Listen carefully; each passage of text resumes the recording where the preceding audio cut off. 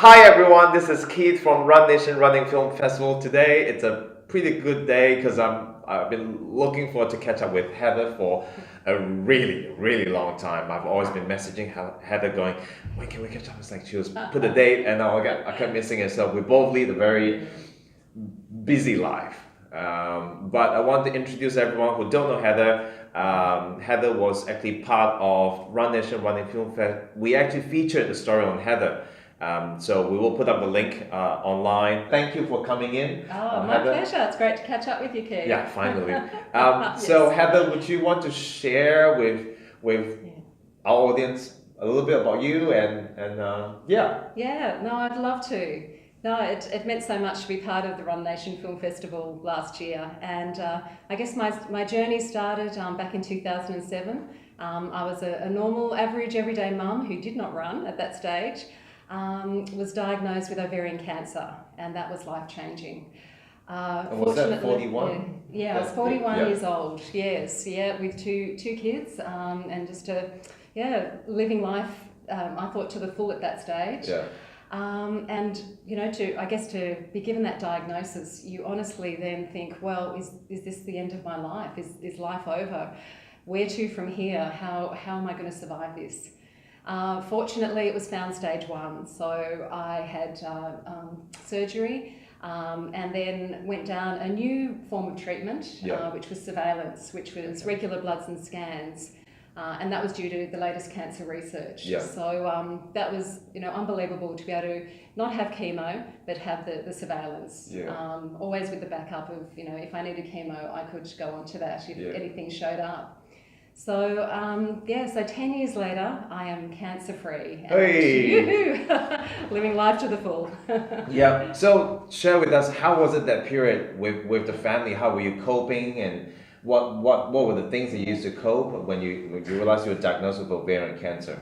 Yeah, I think, within us there is that will to survive. Yeah. And I'm a very practical person. I come from a nursing background as well. So I thought, right, let's, face this as a family. Let's stay positive, hold on to hope, and just give it our best shot. And being in the hands of such fantastic surgeons and oncologists, I felt safe, and I knew that there would be a way through. I was really, I was confident that we could get through this together. Oh, fantastic! Yeah. So we'll jump ahead. We'll time travel to when Heather did her first Mother's Day Classic. So tell us how was that? What led you to say let's sign up for Mother's Day Classic and do the 8K or 5K? It was 4K. It's a 4K. It wasn't the 5K. So it was a 4K, the Mother's Day Classic. Back in what year was it? So that was 2012. So between 2007, you were diagnosed with ovarian cancer. So you went through that recovery period. That's right. And then 2012, you did your first Mother's Day Classic. So how was that like? So 2012 to now, so that was 5 years. 5 years ago. 5 years ago. Yeah. Yes. So I signed up wanting to raise funds for breast cancer awareness. And I thought, 4K, I reckon I can do that.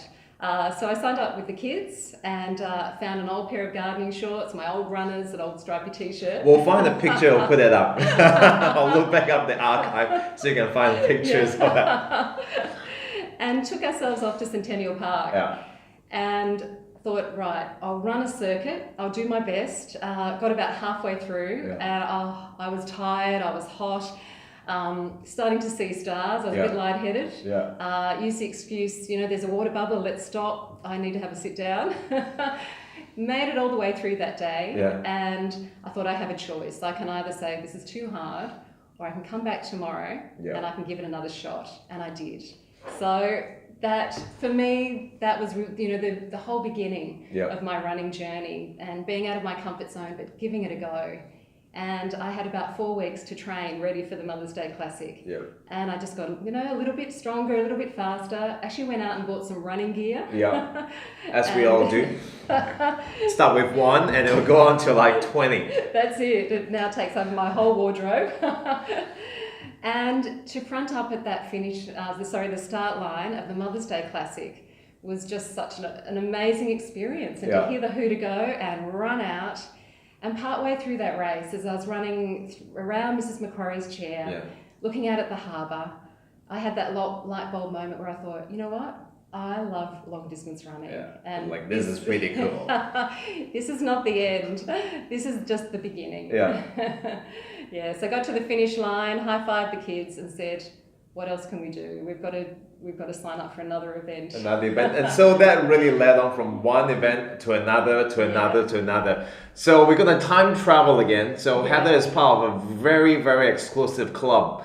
And this is a club that you can't just buy your way into it. You got to really work hard, work pretty hard, specifically 168 hours hard. It's the, I'll let Heather tell us what it is. Yeah. So this is an amazing event, and I had the courage to sign up for this one because I'd run at the North Pole. Yes. So Heather did the North Pole, and she won it. You won the event. I won the women's division, and I actually came 8th overall. Okay. So I beat 27 men who promptly went home and upped their training. So that was an incredible, moment in life. Yeah.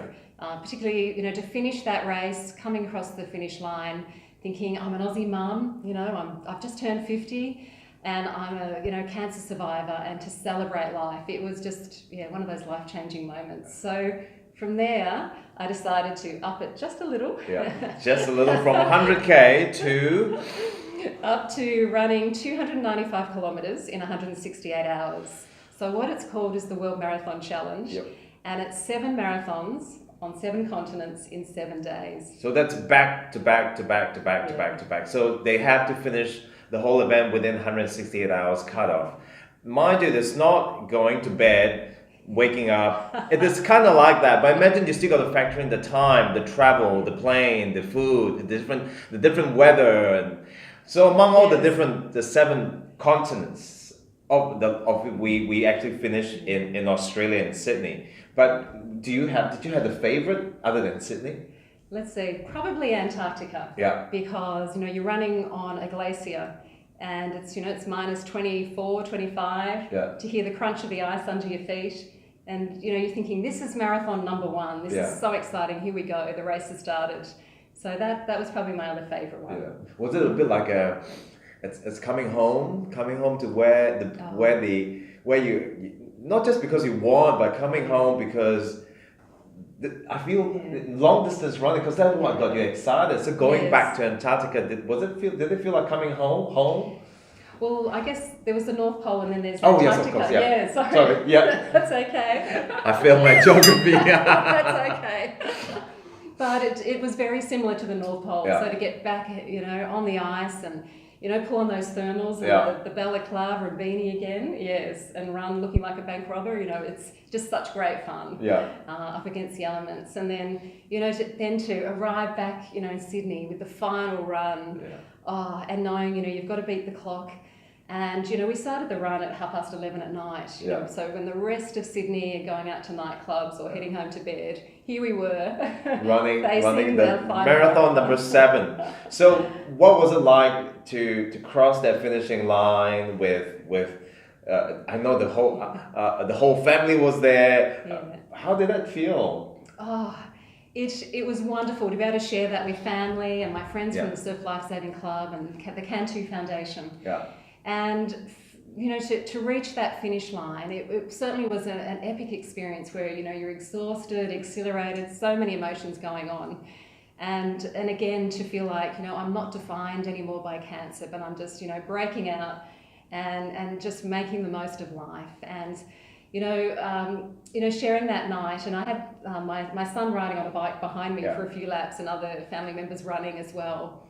And I turned to Callum on that final lap as we were coming into the finish line and said, you know what, Cal, let's shout the word unreal at the ocean because that's what life is. And I said to him, always live life to the full. Yeah, very much so. Sometimes our paths in life can take us in completely unexpected directions. It may even be our very own footsteps and the dreams inside that divert us away from our original plans. Challenges make us into challengers, whether they arrive by themselves or if we put them there. They teach us to build resilience and positivity. help us to discover who we are, and that we can actually face up to things once thought way beyond our measure and go a whole lot further than we originally thought.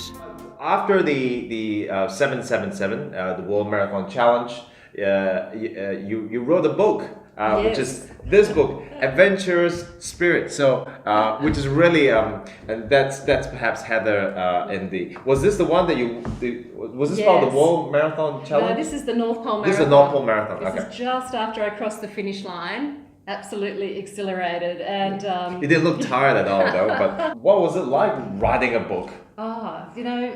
It's such a privilege, and I still look at it and I go, oh wow. I wrote that. It took me 5 months, and I've just shared so much, and I guess the messages that I'm wanting to share with people is to encourage people, no matter what they do in life, to be an adventurous spirit and to make the most of life. And it really follows my journey through ovarian cancer, and even my growing up years, where I guess the sparks, where they were first lit in from my family, and then it takes you to the Great Himalayan Trail that we trekked on for 5 months as a family. And also my working on the cattle station, which was something I did when I was younger. And then my training and foray into running long distance. Yeah. Yes. So how I see this book, even though it both I know Heather as a mother of 2 kids, wife to a great husband, Doug, and of course both of them are very involved with surf life saving. But how I see this book is it's not a running book. It's about the rebirth is what we were just talking about. It's about planting the seed, inspiring other people that there is more to just facing challenges and getting beaten down. Do you agree? Yes. Is that what you relate to the book as well? Yeah. It really is. I mean, I've got a favourite line that just popped into my head when I was writing Unreal. one day. Yes. Yes. As well as Not unreal. No, that does appear in the book. But it's the line that challenges make us into challengers. That, I guess we're faced with the decision. If a challenge comes up, sometimes it's out of our control. Sometimes we like to put challenges in our lives to grow. That we have the choice of either, backing off and being uncertain, or we can push through and learn so much and learn to be brave and find that courage within. And I definitely, particularly I end the book with a call to action to encourage everyone just to find, that willpower inside and that desire to push through and face challenges, as a challenger. Yeah, very much. So, in fact, the foreword of the book was written by Robert D. Casella, and this is what he said of Heather. Heather's courage is immeasurable. She has unstoppable conviction and energy that inspires and amazes me. So that's coming from one of Australia, if not one of the best athlete that we have, ambassador to the sport, Robert D. Casella. So that must have been quite a lot of weight How